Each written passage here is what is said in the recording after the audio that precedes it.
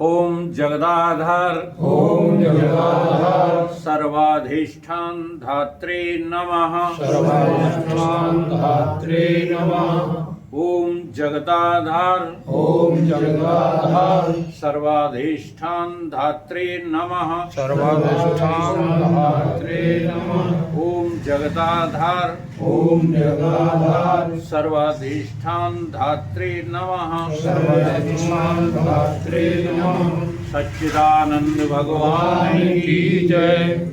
सत्य सनातन धर्म की जय। सतगुरुदेव भगवान की जय।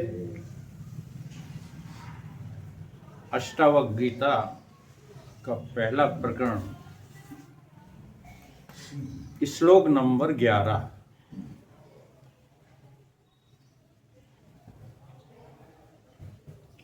मुक्ताभिमानी मुक्तो बद्धो बद्ध अभिमानी अपि किवदन्ति इह सत्येयं या मति सगति भवेत्। मुक्ति का अभिमानी मुक्त है। अगर आप अपनी बुद्धि में निश्चय कर लो कि मुझे मुक्त होना ही है, या अभिमान कर लो कि मैं मुक्त हूं। देखो, एक तरफ अभिमान बहुत बुरा बताया गया है। कहते हैं रात को, वो शाम को सूर्य लाल हो जाता है। कभी देखना आप, हाँ, सूरज लहू लुहान है। अभिमान की बात बता रहा हूं। सूरज लहू लुहान है, हर शाम देखिए। वो अभिमान बुरी चीज है, गरूर का परिणाम देखिए। ये दोपहरी में जो दोपहर में सूर्य गुरूर करता है, उसका परिणाम क्या निकलता है कि रात को वो शाम को लहू लुहान हो जाता है। तो कहते हैं गुरूर का परिणाम देखिए। अभिमान इतनी बुरी चीज है, लेकिन फिर भी अष्टावक्र जी कह रहे हैं कि जिसको ये अभिमान हो जाए कि मैं मुक्त हूं, उसका सारा अभिमान जगत का गल जाता है, तो वो मुक्त ही होता है। और जिसको ये अभिमान है कि मैं बंधा हुआ हूं, बद्ध अभिमानी अपबद्ध हो, वो बंधन में बना ही रहता है। मैं तो बंधा हूं, मैं तो बंधा हूं, ये अभिमान ही है। अभिमान माने खूंटा। आप एक किसी खूंटे से जो है बंधे हुए, जैसे प्रतिदिन किसी गधे को खूंटे से बांधते रहो तो उसको फिर इतनी आदत पड़ जाती है कि उसको बांधो या ना बांधो, वो अपने आप बंधा ही रहता है। कहते हैं गधे को बांधने की आवश्यकता नहीं पड़ी। तो जैसे गधे को बांधने की आवश्यकता नहीं पड़ती, ऐसे ही ये संसार के जो बंधन है, वो इतनी बुरी तरह से आपको जो है अपने जाल में फंसा चुके हैं कि अब आगे बंधने की जरूरत नहीं है, बंधे ही चले जाओ। आगे बंधने की जरूरत थोड़ी है। जैसे यहाँ बंधे पड़े हो, ऐसे ही अगले जन्म में बंधे ही पड़े रहो। ये बंधन अब कभी समाप्त नहीं हो सकता है बिना ज्ञान के, बिना भक्ति के, बिना इस मार्ग पर चले ये बंधन समाप्त नहीं हो सकता। किवदन्ति इह सत्यम या मति सा गति भवेत्। लोकवाद में ऐसा प्रचलित है, इसी ये बात लोकवाद में भी प्रचलित है। तो क्या प्रचलित है कि या मति सा गति, जैसी जिसकी मति वैसी उसकी मति हो ही जाएगी, या जैसी जिसकी मति वैसी उसकी गति हो ही जाएगी। या मति सगति भवेत, ये लोकवाद में कथा प्रसिद्ध है। प्रसिद्ध है तो शास्त्र में अष्टावक्र गीता में भगवान अष्टावक्र यही समझा रहे हैं कि तुम इस देह का अभिमान त्याग दो। हे जनक, बंध का कारण केवल अभिमान है, देह अभिमान। देह अभिमान के अलावा और कोई दूसरा कारण नहीं है। ब्राह्मणों हम, मैं ब्राह्मण हूं, ब्राह्मण हो के देह हो। मैं क्षत्रिय हूं, क्षत्रिय हो के देह हो। मैं वैश्य हूं, वैश्य हो के देह हो। पहले विचार करो, क्योंकि बिना देह अभिमान के न कोई ब्राह्मण है, न कोई क्षत्रिय है, न वैश्य है, न शूद्र है। ये जितने भी धर्म हैं वो किसके हैं? देह के हैं। वर्ण और आश्रम देह के धर्म हैं। हम इन देह के धर्मों में अच्छे अच्छे विद्वान भी चिपके हुए हैं। जी हाँ, सन्यासी गृहस्थ से नफरत करता है। गृहस्थ अभिमान करते हैं कि हमारे बिना सन्यासी खाएंगे कहाँ, इनको रोटी तो हम ही खिलाते हैं। ठीक है। ब्रह्मचारी यदि कोई रह लेता है तो उसको दुनिया भर का घमंड हो जाता है। देखो, हमने अपना जीवन ब्रह्मचर्य व्यतीत किया, पहलवानों से मिलना। अब तो पहलवानी जो है खत्म हो गई लगभग। और नहीं तो पहले पहलवानी करते थे, उनका पहले ही प्रश्न रहता था कि अखाड़े में आए हो, ब्रह्मचर्य का पालन करते हो कि नहीं। अगर ब्रह्मचर्य का पालन नहीं करते हो तो अखाड़े में प्रवेश मत करना, ये अखाड़ा ब्रह्मचारियों के लिए है। तो ब्रह्मचर्य का पालन करने वाले उसका अभिमान रखते थे। देखो, एक तरफ अभिमान बहुत बुरी चीज है और एक तरफ किन्हीं किन्हीं बातों में अभिमान बहुत जरूरी है। ब्रह्मचर्य का अभिमान करके ही हमारे बच्चे ब्रह्मचारी रहते थे। ठीक है। तो ये चारों जो है, ब्राह्मण, क्षत्रिय, वैश्य, शूद्र, देह के धर्म है। ब्रह्मचारी, वानप्रस्थी, सन्यास और गृहस्थ, ये देह के धर्म है। अब इन देह के धर्मों को धारण किए हुए तुम जो है द्वंद्व में लगे पड़े। सच्चा सन्यास क्या है, सच्चा गृहस्थ कौन है, ये बात हमारी समझ में आई नहीं रही।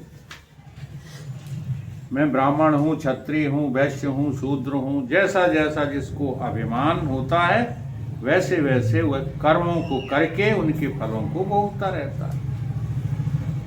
इसी में जीवन जो है पूरा व्यतीत कर लेता है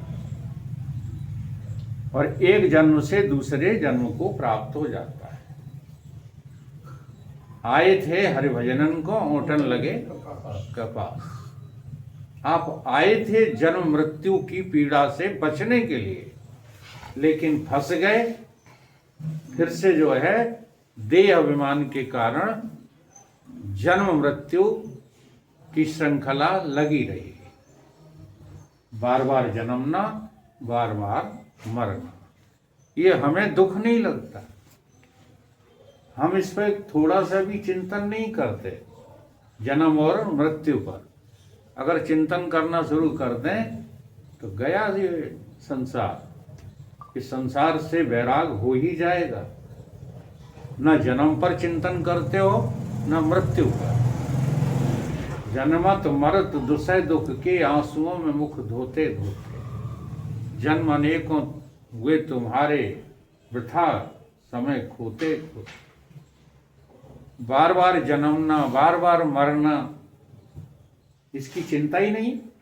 इसलिए जन्म मृत्यु से बचने का कोई उपाय हम नहीं ढूंढ रहे।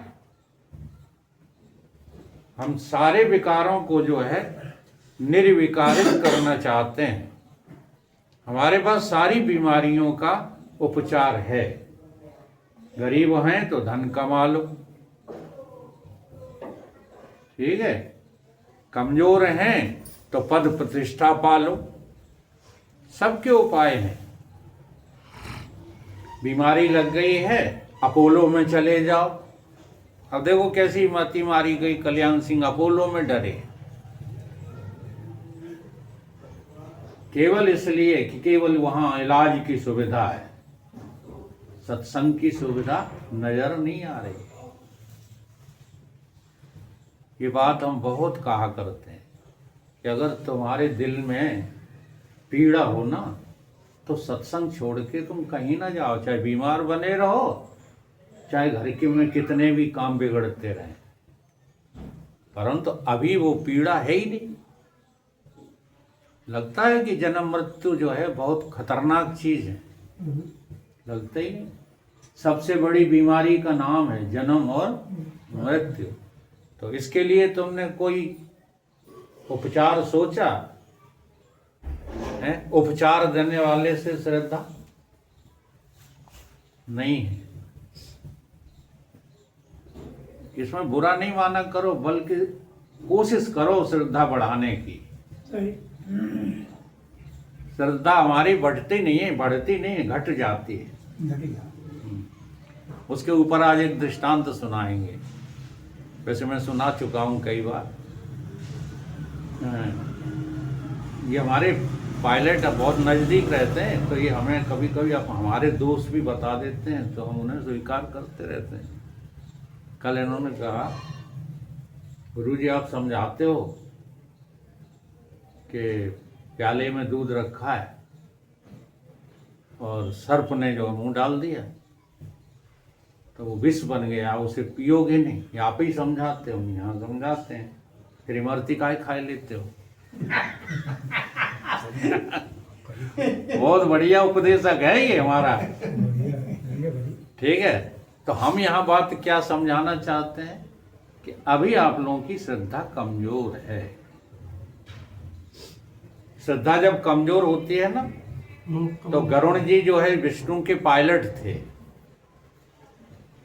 जैसे हमारे पायलट हैं, ऐसे गरुण जी कौन थे? भगवान के पायलट थे कि नहीं। एक बार घटना क्या हुई कि राम जी ने अपने को नाग फांस में बंधवा लिया। वहां ऐसी चौपाई आई है जो सारे जो है ब्रह्मांड के बंधन को छुड़ाता है, वो आज बंधा पड़ा है नाग फांस में। तो भगवान शंकर कहते हैं उनसे, उमा से, कि हे उमा, देखो संसार कितना अश्रद्धालु है, अपने ही भगवान को, अपने ही ईश्वर को बंधा देख रहा है। हाँ जी, बहुत गहरी बात है। जब श्रद्धा होती है ना, तो गुरु कुआं में गिर रहे हो तो गिरते हुए नजर नहीं आते, बल्कि ये लगता है कि गुरु तो हमारे पार पे खड़े हैं। लेकिन अश्रद्धा हमें जाने क्या क्या दिखा देती। तो गरुण जी को बुलाया गया, नारद ने भेजा, गरुण से कहा कि जाओ, तुम्हारे स्वामी बंधे पड़े हैं, उन्हें नाग फांस से छुड़ाओ जा करके। तो गरुण जी ने जा करके नागों को खाया है और नाग फांस से राम जी को, लक्ष्मण जी को छुड़ाया है। तो वहीं उन्हें शंका हो गई कि ये कैसे ब्रह्म, इनके बंधन तो हमने छुड़ाए, ठीक है। तो क्या हो गया? कबाड़ा हो गया, भटक गए जी हाँ, भटक गए। और ऐसे भटके कि शंकर जी ने भी हाथ जोड़ लिए कि गरुण जी महाराज, खग जाने खग ही की भाषा, तुम हमारे समझाए समझ में नहीं आओगे, तो कहाँ जाओ? कि जो तुम्हारी बिरादरी का हो उसी पे जाओ। तो गरुण जी को कहाँ जाना पड़ा? कागभूषण जी के पास जाना पड़ा। वो कागभूषण जी उनके गुरु बने, जबकि परमात्म स्वरूप गुरु 24 घंटे साथ में रहते थे। वही हर जगह लागू होती है। ताते हुआ मोक्ष नहीं पायो, दशरथ भेद भक्ति मन लायो। और दशरथ को ब्रह्म ज्ञान किसने कराया? तो राम जी ने ही कराया। तो यहाँ कहने का अभिप्राय हमारा क्या है? श्रद्धा बढ़ाओ, श्रद्धा। अभी श्रद्धा बहुत कमजोर है। ये तो बनावटी श्रद्धा है, तुम पैर छू लेते हो, हम छुला लेते हैं, मना नहीं करते हैं। ये बनावटी श्रद्धा है। सच्ची श्रद्धा तो तब होगी जब सामने वाला हमें ब्रह्म नजर आ जाए। अभी ब्रह्म तुम खुद नजर नहीं आओगे बिना ज्ञान के, लेकिन सामने वाला भगवान लगने लगे। इसलिए गुरु को क्या बोलते हैं? गुरु भगवान। ये शब्द वैसे ही बनावटी थोड़े ही हैं। तो श्रद्धा में कमी होने के कारण से ही हमको ये धर्म ग्रंथ समझ में नहीं आ रहे हैं। नहीं तो देर नहीं लगती समझ में। ना हम ब्राह्मण न क्षत्रिय। अब उल्टा पाठ पढ़ो।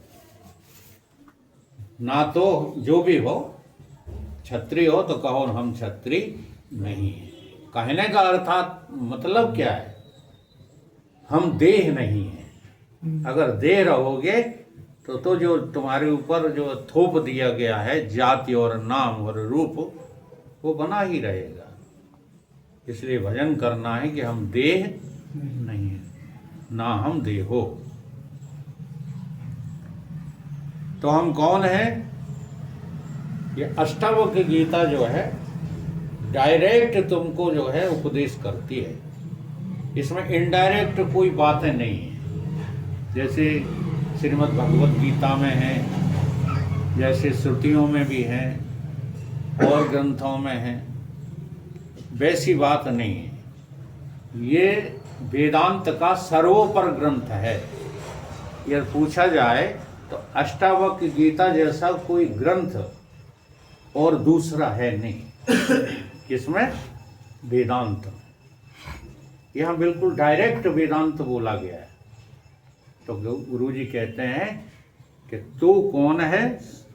शुद्धो हम, तू शुद्ध है, तेरे में कोई मिलावट नहीं है। जैसे घी में थोड़ा सा मिलावट कर दो तो वो अशुद्ध घी कहलाता है कि शुद्ध घी कहलाता है। तेल में, पानी में, किसी में भी थोड़ी मिलावट कर दो। जैसे आपने कभी शुद्ध दूध पिया है?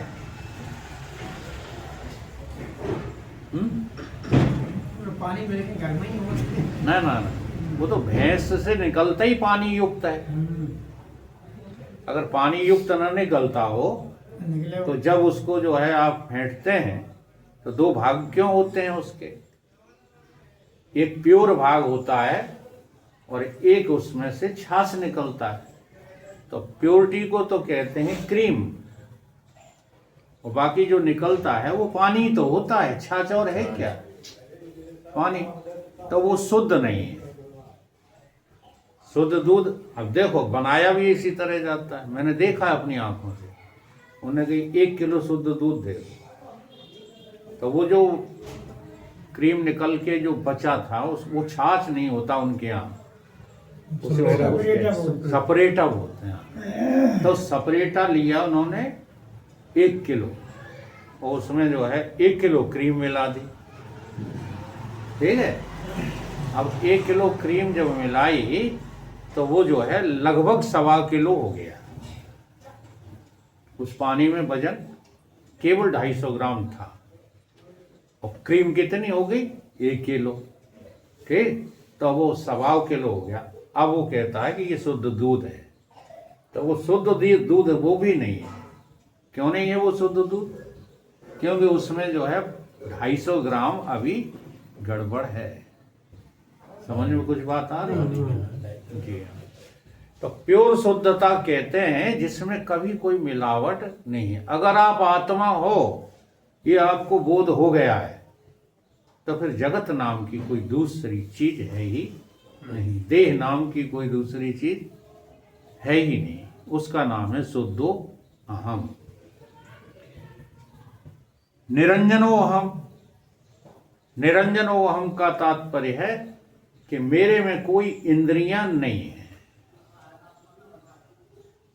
हमको ये भ्रम बना रहता है, इसलिए हमारे ये प्रश्न खड़े होते हैं कि जैसे अभी आंखों से दृश्य दिखता है ना, तो हम दृश्य के दृष्टा हैं। तो जब ये कहा जाता है कि हम सर्वदृष्टा हैं, सर्वदृष्टा हैं, तो एक पूछ रहे थे, पता नहीं कौन पूछ रहे थे, कि जैसे हम मरेंगे तो देह हमारा आगे पड़ा होगा, तो हम अलग होकर के उस देह को देखते रहते हैं। ऐसा उसने प्रश्न किया था, और पता नहीं किसने किया था, आप ही लोगों में था कोई। तो मैंने कहा ऐसा नहीं है। देह दृष्टा का अर्थ ये होता है कि जब तक देह है आपके पास, तभी तक आप इस देह के दृष्टा हो सकते हैं। देह से छूटने के बाद आप कोई दृष्टा वृष्टा नहीं है। आपको अपना खुद पता ही नहीं है कि आप कौन हैं। और उसका प्रमाण कहाँ मिलता है? सुसुप्ति अवस्था में मिलता है। सुसुप्ति अवस्था में आप तीनों देहों का त्याग कर चुके हैं। कर चुके हैं कि नहीं? तो आपको वहां लगता है कि आप देह के दृष्टा हो? किसी को लगा हो आज तक? सुसुप्ति अवस्था में किसी को नहीं लगता कि मैं देह का दृष्टा हूं। लेकिन जागृत अवस्था में तुम भजन करने बैठ जाओ तो आपको स्थूल देह अलग दिखाई देगा, सूक्ष्म देह अलग दिखाई देगा, कारण देह अलग दिखाई देगा। इसलिए भाग्यशाली हो तुम, बड़े भाग्य मानुष तन। तुम समझते हो कि हम खाए रहे, अच्छा अच्छा पहन रहे हैं, अच्छा अच्छा, हाँ, पत्नी अच्छी है, बच्चे अच्छे हैं, इसलिए तुम जो है मनुष्य हो। नहीं, तुम मनुष्य इसलिए हो कि इस देह की जागृत अवस्था में, जी हाँ, न तो बोध तुम्हें स्वप्न अवस्था में होता है, न सुसुप्ति अवस्था में होता है। जब भी बोध होगा, चाहे संसार का और चाहे ब्रह्म का, चाहे जीव का, जिसका भी बोध होगा, कब होगा? जागृत अवस्था। इसलिए तुम भाग्यशाली हो। अगर जागृत अवस्था का तुम दुरुपयोग कर रहे हो संसार के कार्यों में, तो तुम भाग्यशाली नहीं हो। अब हमें हाथों मिला देते क्या कर क्या रहे हो?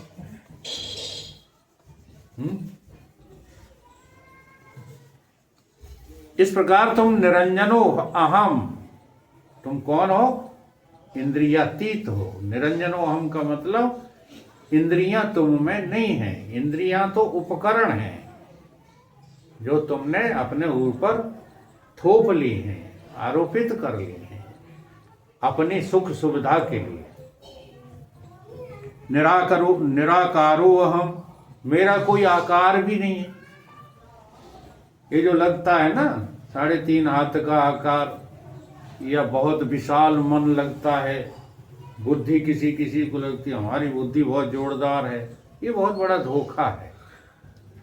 आत्मा जो है, चेतन जो है, वो निराकार है।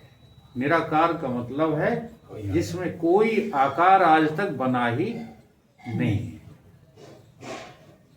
निर्विकल्पो अहम, मेरे में कोई संकल्प विकल्प भी नहीं है। ये सारे के सारे धर्म जो हैं, संकल्प के, आकार के, इंद्रियों के और अशुद्धि के, ये सारे धर्म किसमें है? देह में। देह माने तीनों देहों को जो है लिया करो, जब देह नाम लिया जाए। तो अज्ञान है आत्मा का, इसलिए मन बुद्धि चित्त अहंकार खड़े हैं। मन बुद्धि चित्त अहंकारों के ये धर्म हैं। कौन कौन से? आकार बना लेता, सारे आकार मन में बने हैं। हाँ, बुद्धि उनका निश्चय किए बैठी है, अहंकार उनका अभिमान किए बैठा है नहीं? तुझ आत्मा में ये सब है नहीं। अर्थात मैं शुद्ध हूं, माया मल से, ये सारा का सारा माया का मल है, माया की गंदगी है। माया ने ये सब गंदगी खड़ी कर दी है, जिसे तुम मैं और मेरा कहने लगे हो। आकार से भी रहित हूँ, विकल्प से भी रहित हूँ, मैं तो नित्य मुक्त हूँ। बंध और मोक्ष ये सब मन के धर्म हैं।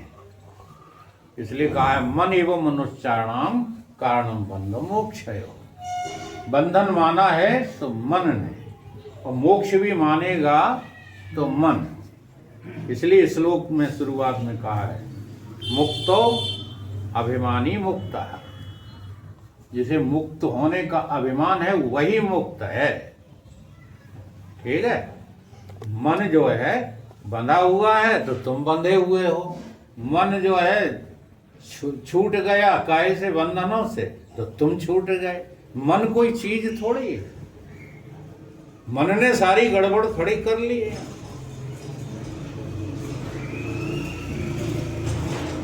साक्षी, मैं साक्षी हूं, ऐसे अभिमान वाला पुरुष नित्य मुक्त है। इसी बात को दूसरे जो है श्रुतियों ने भी, ग्रंथों ने भी कहा। देह